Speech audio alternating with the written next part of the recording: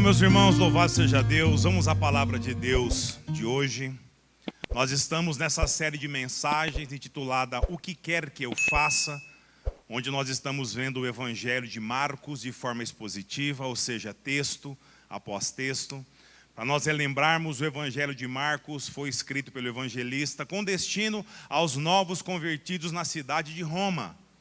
E a perspectiva desse Evangelho é mostrar que Cristo Jesus, o Todo-Poderoso, o Criador dos céus e da terra, Ele se fez servo. Por causa de mim, por causa de você, por causa da sua igreja. E hoje nós vamos ver no capítulo 14, dos versos 53 até o verso de número 65. Abra sua Bíblia, Marcos 14, de 53 a 65.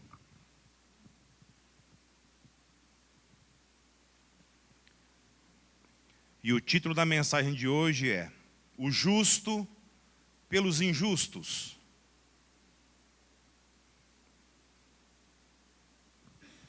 Nós estamos na reta final do Evangelho de Marcos. A partir de agora, Cristo começa a passar todas as dores, todos os problemas que eram destinados a mim e a você.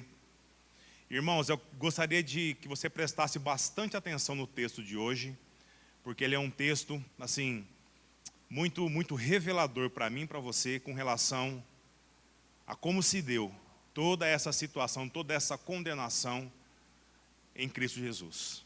Por conta de mim, por conta de você. Muito se fala hoje em dia acerca de injustiça, não é? Você acessa a rede social, você liga a televisão e você vê tanta coisa acontecendo. Irmãos, as trevas, elas não estão de brincadeira, nunca estiveram. E nós vamos entender hoje como que se deu a partir de Cristo Jesus. Portanto, irmãos, mantenha ligado aqui no texto, que nós veremos ponto a ponto da mensagem, amém? Então vamos lá, Marcos 14, dos versos 53 até o verso de número 65, diz assim a palavra de Deus. Então, levaram Jesus ao sumo sacerdote, e reuniram-se todos os principais sacerdotes, os líderes religiosos e os escribas. E Pedro o seguiu de longe até o interior do pátio do sumo sacerdote. E ficou sentado com os guardas, aquecendo-se perto do fogo. Os principais sacerdotes e todo o sinédrio procuravam testemunho contra Jesus para condená-lo à morte, mas não encontravam coisa alguma. Porque muitos depunham falsamente contra ele, mas os testemunhos eram divergentes. Por fim, alguns que depunham falsamente contra ele levantaram-se e falaram: Nós o ouvimos dizer, eu destruirei esse santuário construído por mãos humanas, e em 3 dias edificarei outro, não feito por mãos humanas. Nem assim o testemunho deles concordava. Então o sumo sacerdote levantou-se no meio de todos e perguntou a Jesus: Não respondes coisa alguma aos que te depõem contra ti? Ele, porém, permaneceu calado e nada respondeu. E o sumo sacerdote voltou a interrogá-lo, perguntando-lhe: Tu és o Cristo, o Filho do Deus bendito? E Jesus respondeu: Eu sou. E vereis o Filho do Homem assentado à direita do Poderoso, vindo com as nuvens do céu. Então o sumo sacerdote rasgou as suas vestes e disse: Para que precisamos ainda de testemunhas? Acabais de ouvir a blasfêmia. Que vos parece? E todos os condenaram como réu digno de morte.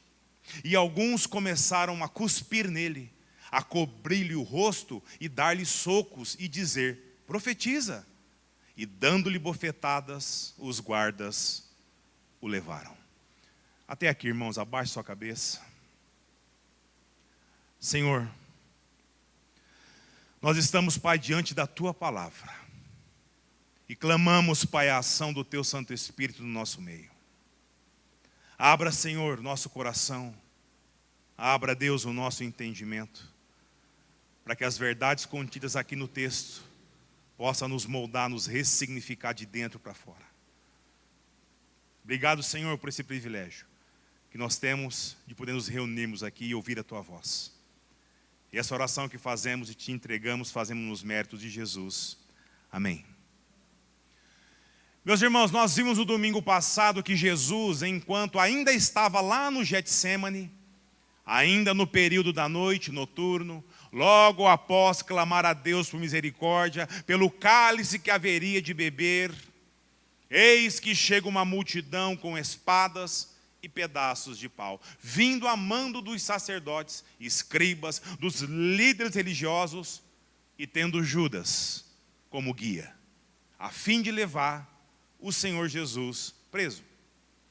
Nós vimos também que Judas é quem dera a indicação sobre quem os guardas deveriam prender. E ele faz isso dando um beijo na face de Cristo.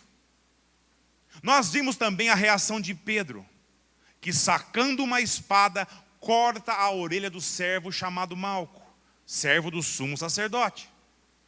Nós vimos também que Jesus ele repreende Pedro e realiza ali outro milagre, curando o ferimento daquele servo e restituindo a sua orelha no devido lugar.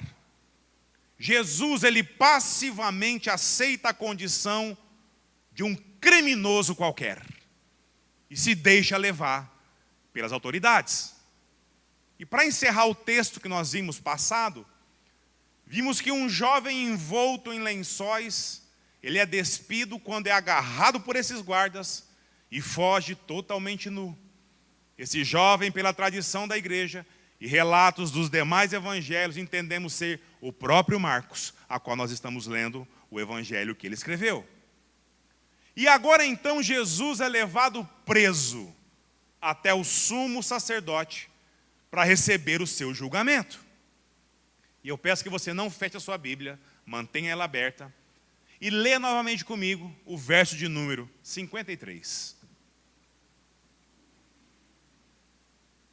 Então, levaram Jesus ao sumo sacerdote e reuniram-se todos os principais sacerdotes, os líderes religiosos e os escribas.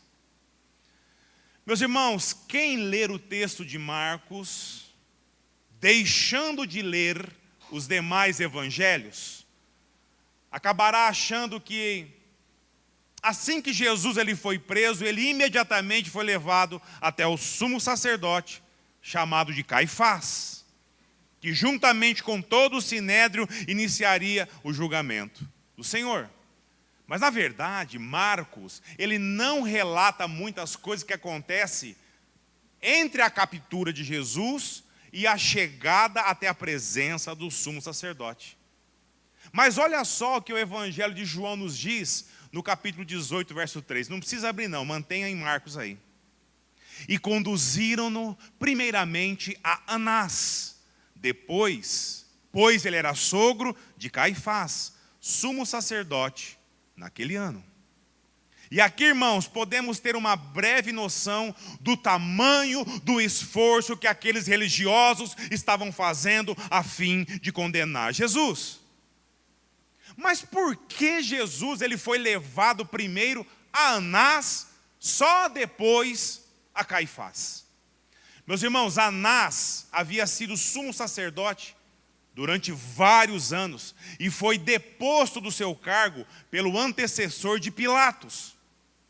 Mas durante o período que Anás se manteve nesse cargo, digamos, mais político do que religioso, ele obteve muito respeito e influência perante a classe sacerdotal de toda Jerusalém e também com todo o povo judeu. Enfim, ele já não era mais o sumo sacerdote, mas ele tinha muita influência, tanto quanto o outro. E justamente por esse respeito, por ele ser já um ancião influente, Jesus é levado primeiro à presença dele. Mas a pergunta ainda permanece: por que foi levado primeiro a Anás e não a Caifás?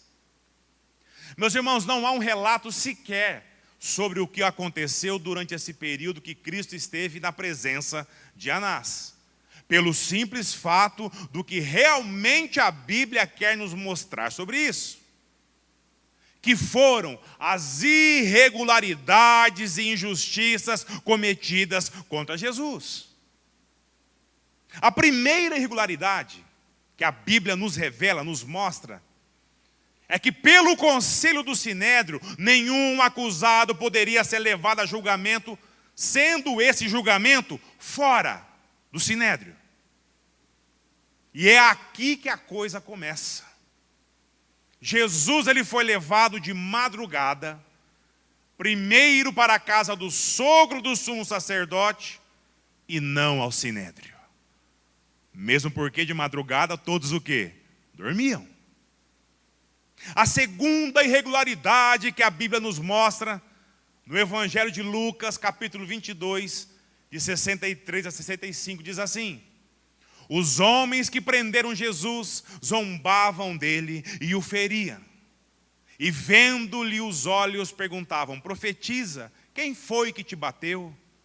E blasfemando, diziam muitas outras coisas contra ele. Meus irmãos, ninguém podia ser tratado dessa maneira antes de passar pelo julgamento do Sinédrio ou do julgo de Roma. Ninguém. Mas o escárnio de Jesus começa muito antes dele, por aquela cruz nas costas, antes daquela cruz vir às suas costas, muito antes disso. E tudo isso, irmãos, foi por conta de mim e por conta de você. E as irregularidades, elas não param. Conforme diz o verso 53 de Marcos, Jesus ele é levado até o sumo sacerdote e os demais religiosos, mas não ao Sinédrio, onde ele deveria ser levado prioritariamente. Mas confira comigo para onde Cristo foi levado. Leia comigo o verso 54. E Pedro o seguiu de longe até o interior do pátio do sumo sacerdote e ficou sentado com os guardas, aquecendo-se perto do fogo. Vamos lá. Jesus ele é preso, é levado até a casa de Anás de madrugada. Lá ele é agredido, maltratado, escarnecido, depois é levado à casa de Caifás. Meus irmãos, até aqui, 4 irregularidades que não deveriam acontecer nesse processo de prisão. Mas vamos seguir. O Evangelho de João nos diz que Pedro e também outro discípulo foram até a casa do sumo sacerdote. E esse outro discípulo, a qual os evangelhos não dizem o nome, muito provavelmente era João, por conta da riqueza de detalhes que ele descreve no seu evangelho. E Pedro, ele fica da onde? Fica do lado de fora. E por que Pedro fica do lado de fora? Porque Pedro, ele era conhecido do sumo sacerdote. E ali, de forma irregular, no pátio da casa do sumo sacerdote, que inclusive ele já havia dito que era melhor um só homem morrer pelo povo do que o povo inteiro por um só homem, juntamente com os demais religiosos e escribas, tem início o julgamento de Jesus, conforme diz o verso número 55. Leia comigo. Os principais sacerdotes e todo o sinédrio procuravam testemunho contra Jesus para condená-lo à morte, mas não encontravam coisa alguma. Meus irmãos, quando o texto nos diz que todo o sinédrio estava junto com os sacerdotes interrogando Jesus sobre os seus discípulos, sobre os seus ensinamentos, nós precisamos entender uma coisa, que isso aqui é força de expressão, chamado na nossa língua portuguesa como hipérbole. É como dizemos com frequência, quando vamos a algum lugar e está bem cheio. O que nós falamos? Nossa, todo mundo estava lá. É óbvio que todo mundo não estava lá. Essa é uma forma de expressão que usamos para dizer, estava lotado, estava com muita gente. Mesmo porque na casa do sumo sacerdote não estavam todos os membros do sinédrio, pois ainda era o quê? De madrugada. Aliás, todos aqui sabem como era o sinédrio? Os irmãos sabem como que era o sinédrio? Não? O sinédrio seria o Tribunal Supremo do Judaísmo. O que seria hoje no Brasil o STF. E era composto por 70 conselheiros, ex-sumos sacerdotes, membros de famílias antigas ou importantes, anciãos, escribas, também saduceus e fariseus. Todos numa grande sala, a qual sentava os 70 conselheiros, 35 de um lado, 35 do outro, em forma de U. De um lado o sumo sacerdote que presidia, e ali no centro, quem era para ser julgado, ou seja, o acusado. E ali eles discutiam sobre a acusação dele. Portanto, caso existisse uma acusação legítima, onde haveria comprovação do crime, ali ele era julgado. E o julgamento era norteado pelas leis de Moisés. Caso o acusador não pudesse provar a culpa do acusado, era ele que passava a ser julgado por falso testemunho. Amém? Estão comigo? Maravilha. Era para cá que Cristo deveria ter sido levado quando raiasse o sol, sem ter que passar por esses pré-interrogatórios na casa de Anás ou de Caifás.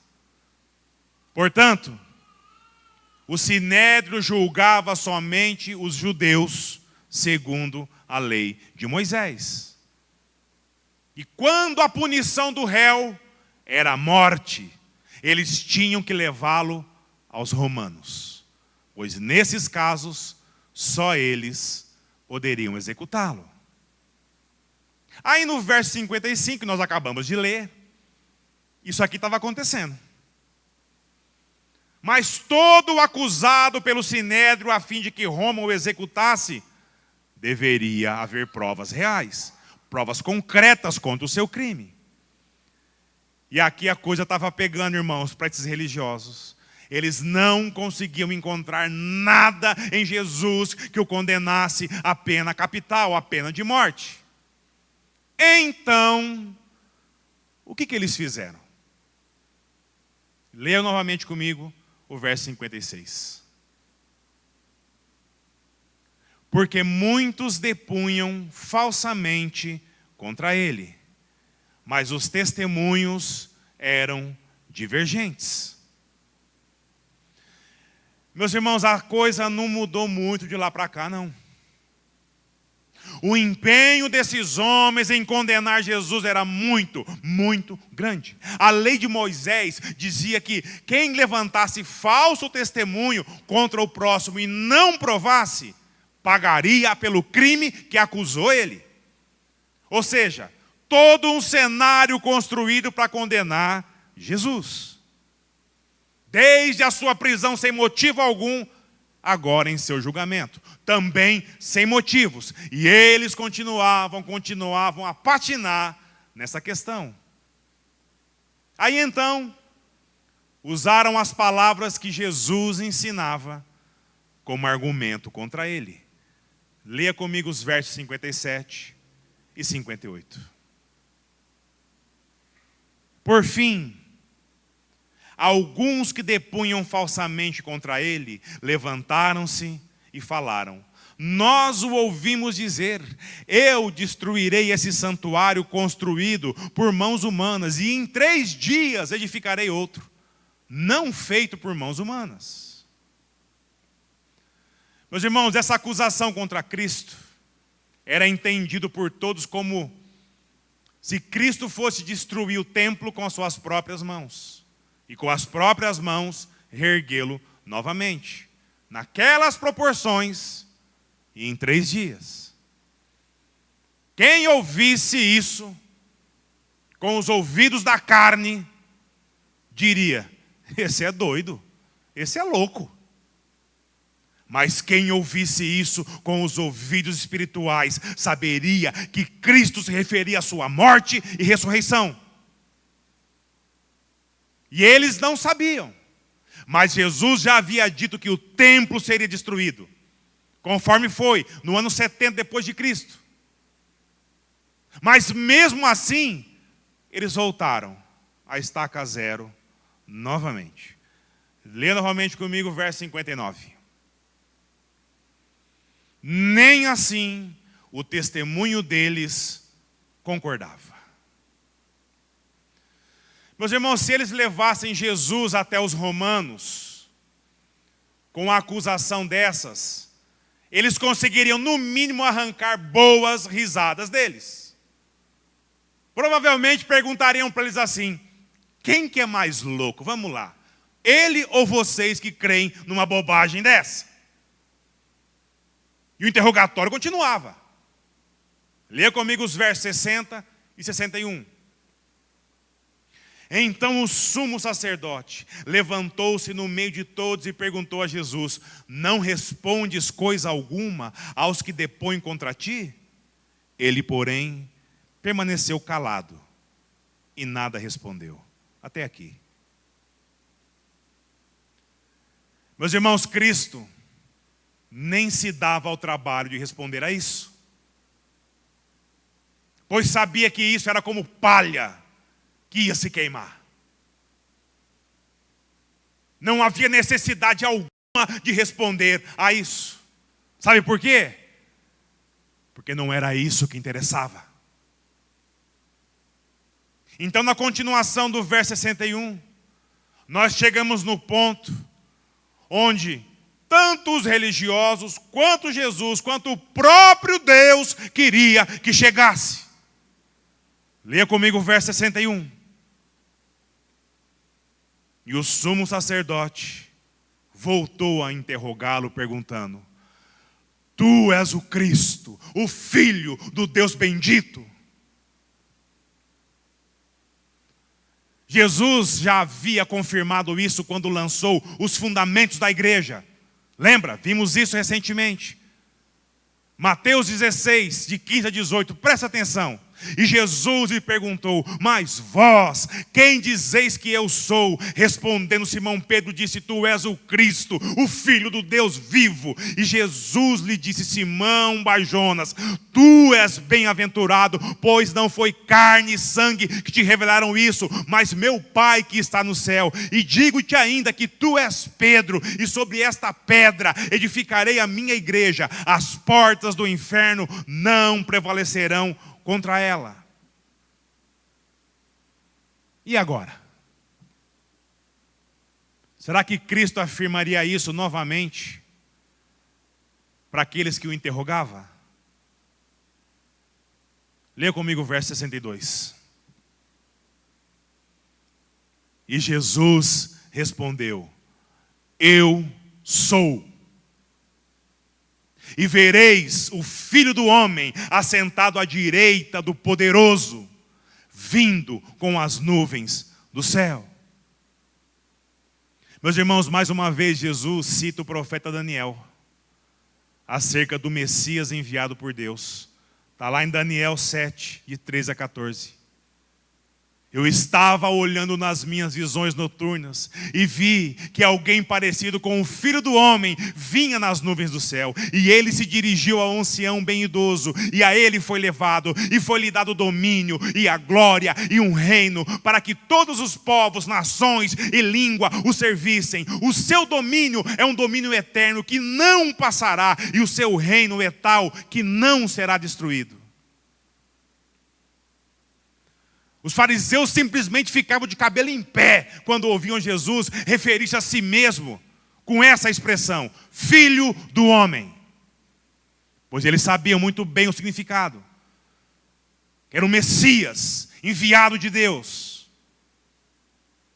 E por não aceitar Jesus como Messias, pois na cabeça deles tinha que ser um grande líder, um general militar que ia livrar Israel do domínio romano. E também por achar que Jesus estava quebrando o terceiro mandamento da lei de Moisés, que está lá em Êxodo, capítulo 20, verso 7. Presta atenção. Não tomarás o nome do Senhor teu Deus em vão, porque o Senhor não considerará inocente quem tomar o seu nome em vão.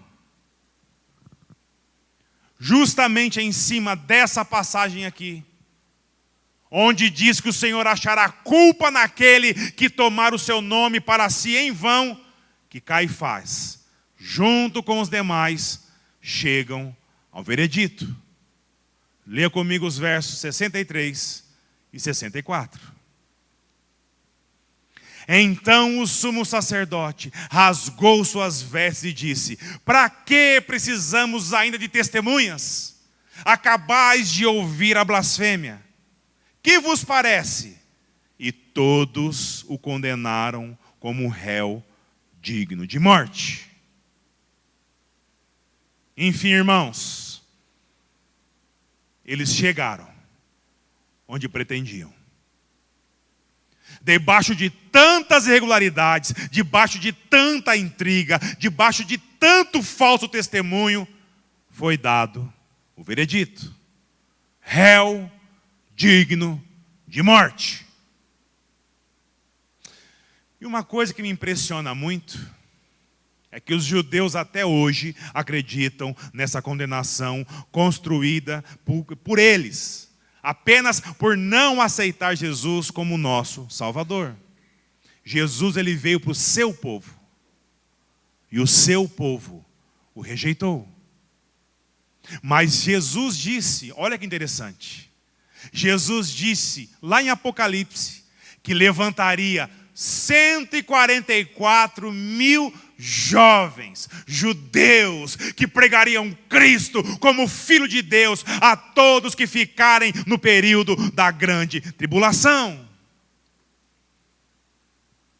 Esses sim são os 144 mil que muitos de vocês ouviram falar por aí.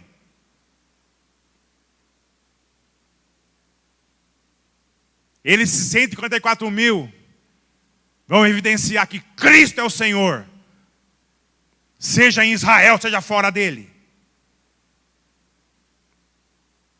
E aqui, a vontade de Deus se cumpria nessa decisão arbitrária e controversa. Jesus é considerado um blasfemo contra a lei de Deus, e por isso merecia a morte.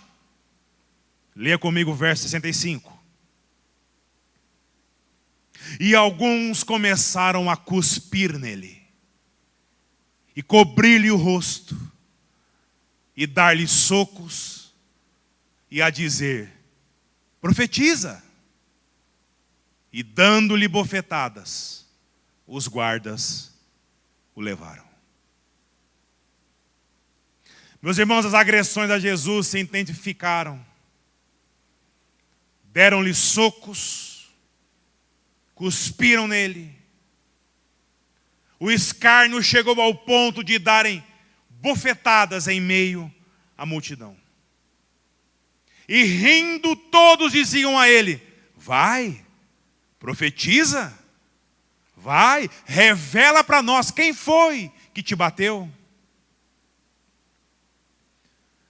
Meus irmãos, nós podemos tirar uma lição preciosa daqui.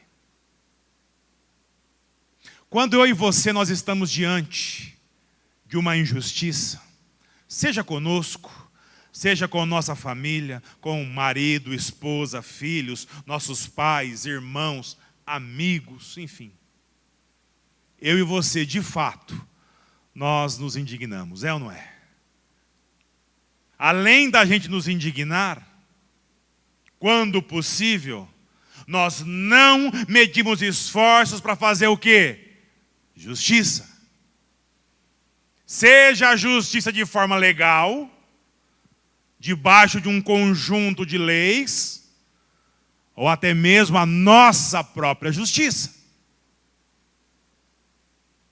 Mas você já parou para pensar o quanto a gente imprime energia, o quanto a gente se incomoda, o quanto a gente corre atrás para fazer justiça, seja em nosso favor ou até mesmo em favor de estranhos?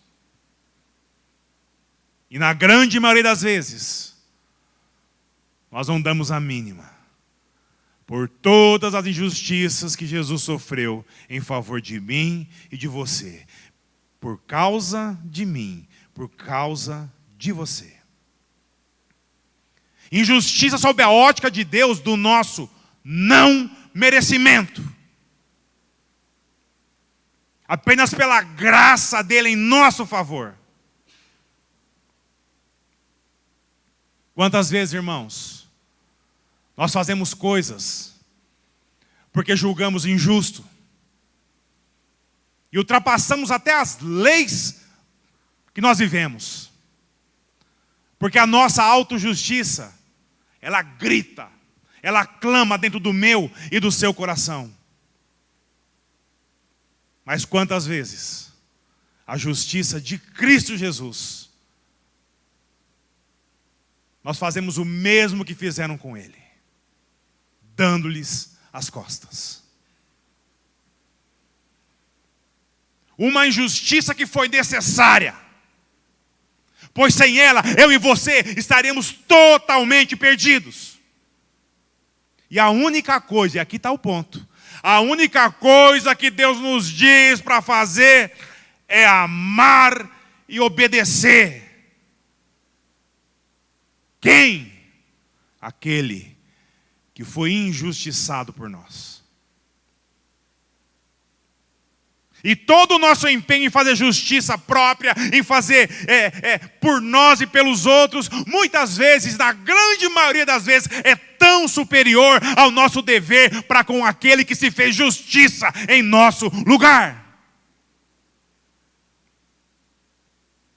Irmão, nós precisamos lembrar disso aqui.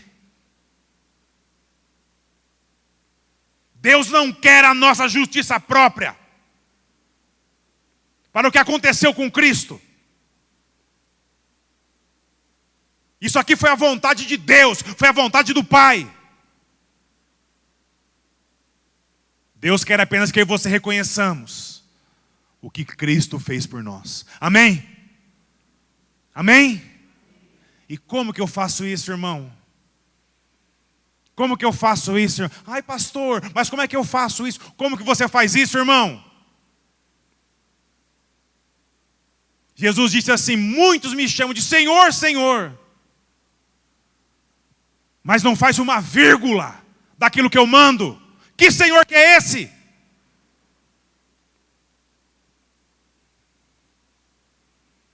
Jesus foi julgado injustamente, de forma irregular, quanto ao horário, quanto ao local do julgamento, quanto à pressa em comum, quanto à ausência de testemunha em seu favor, quanto às testemunhas que depuseram contra ele, as acusações contraditórias, quanto à coerência, a violência, o escárnio de todo o processo.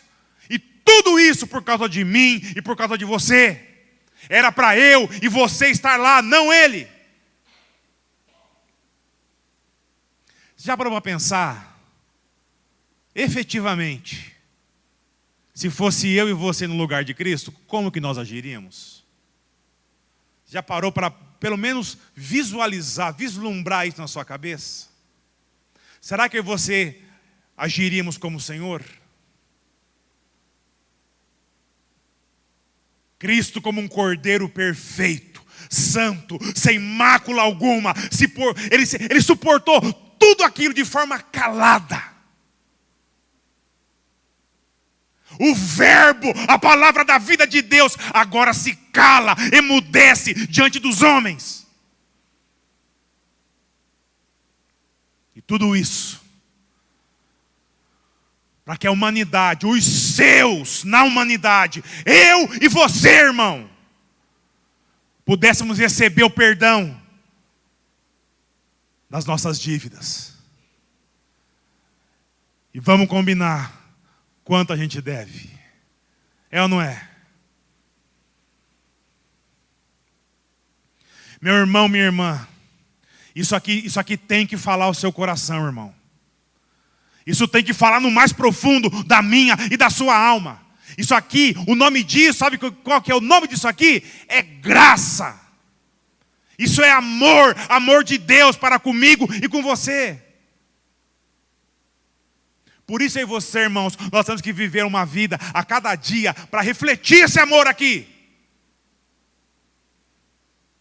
Tem crente que vem ao culto, ele canta, ele louva, ele serve, ele vai em todos os ministérios, ele é o primeiro a correr aqui dar o dízimo, mas ele bota o pé para fora daquela porta, parece que vira uma chave na cabeça.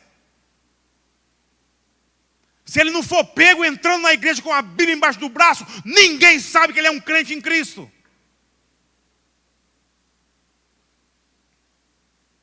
A pessoa quer passar a eternidade com Deus, mas não quer viver aqui conforme Ele mandou. Percebe a incoerência? Percebe o quanto nós somos falhos, irmãos? O quanto nós precisamos de Cristo desesperadamente? Esse amor aqui, ó, ele tem que ser visto na minha e na sua vida. Irmãos, preste atenção, eu não estou falando com o mundo. Eu estou falando com os crentes em Cristo Jesus. Isso tem que ser visto na minha e na sua vida, na sua casa, no seu trabalho, onde você colocar a planta dos seus pés. Não é você, mas é Cristo que vive em você. É Cristo que vive em mim. Vamos lá, irmão. Como é que está esse reflexo dentro do seu lar? Olha para a tua esposa. Olha para os teus filhos e responde isso a você mesmo. Marido, vamos lá. Esposa, olha para a tua família. Filhos, olhem para os teus pais. Como é que está? É assim? É esse reflexo dessa graça e desse amor, do tamanho dessa injustiça que foi cometida com Cristo Jesus, por causa de mim e de você, que está sendo refletido através de tudo que você pensa, diz e faz, dentro do seu lar, dentro do seu trabalho, amigão. Dentro do seu trabalho, minha irmã, como é que está? Irmão, as pessoas precisam olhar para mim, para você e não enxergar eu e você. As pessoas têm que olhar para mim, para você e enxergar o Senhor. Porque se você se auto-intitula um crente em Cristo Jesus, isso tem que ser uma realidade condizente com o que você vive. E esse foi a ordem de Deus. Amar o próximo como a ti mesmo e obedecer ao Senhor. Senhor, Senhor. E a pessoa bota o pé para o lado de fora da porta, parece que vira uma chave na cabeça. Ele se torna mais do mesmo lá de fora. De segunda a sábado, ele vive como se fosse um ímpio no mundo. Mas chega no domingo, não, o domingo é o dia do Senhor. Ele pega a sua família, ele se apronta, ele vem, entra por essa porta, ele louva, ele canta, e na hora que ele bota os pés, de novo. Meus irmãos, obediência a Deus não significa que nós temos que ser perfeitos, não, porque nós não somos. Nós não somos, jamais seremos. Mas obediência a Deus requer esforço de mim e de você para viver o que foi ordenado. Tudo que Cristo disse acerca da minha e da sua vida, isso não foi um pedido, isso não foi um conselho. Não foi um bom conselho a se seguir, não. Simplesmente ou você vive ou você não faz parte do reino, irmão. Essa é a lógica de Deus. Ou você faz a vontade de Cristo Jesus, ou você está fora, irmão. Pelo amor de Deus, irmão. Acorda, crente. O amor de Cristo Jesus, ele está para todos os seus. E isso inclui eu e você. E essa resposta, ela tem que ser dada de modo particular, entre a gente e Deus, mas de modo coletivo. As pessoas precisam ver, irmão. Porque nós temos uma missão dada por Deus. E começa pelo meu e pelo seu viver. Para com a intriga. Para com a mentira. Para com a calúnia. Cuidado com o seu olho. Cuidado com a sua língua. Toda vez, irmãos, que nós estivermos na iminência de um erro, nós temos que lutar contra isso. Significa que nós somos santos e perfeitos, nós não vamos cair mais, não. Mas o crente em Cristo Jesus, ele enxerga, ele pressente o momento em que ele errou e que o Espírito Santo de Deus acusa a sua mente e o seu coração. E ele automaticamente pede perdão a Deus pelos seus pecados. E luta para não cair mais. Porque ele sabe o tamanho da dívida que foi paga no seu lugar. Irmão, nós temos que viver isso para refletir esse amor. Um amor que o mundo aí fora desconhece. Um amor que o mundo simplesmente ignora. Um amor que não se encontra em outro lugar a não ser na cruz de Cristo Jesus, na tudo aquilo que Ele fez por mim e por você. Eu queria convidar você agora, irmão, para você orar. Orar a Deus. Primeiro, agradecer por esse amor. Porque isso é graça, é imerecido. E segundo, para colocar a sua vida como um propósito hoje no altar de Cristo. Para viver segundo a vontade de Cristo, não segundo a nossa vontade. Para ser usado por Ele como instrumento vivo na sua obra. Sabe para quê? Para que pessoas olhem para mim, para você e não nos reconheçam mais, mas Cristo Jesus em mim e em você. Para que eles também conheçam esse amor que já te alcançou. Amém, igreja? Amém, igreja? Se você puder, dobre o seu joelho.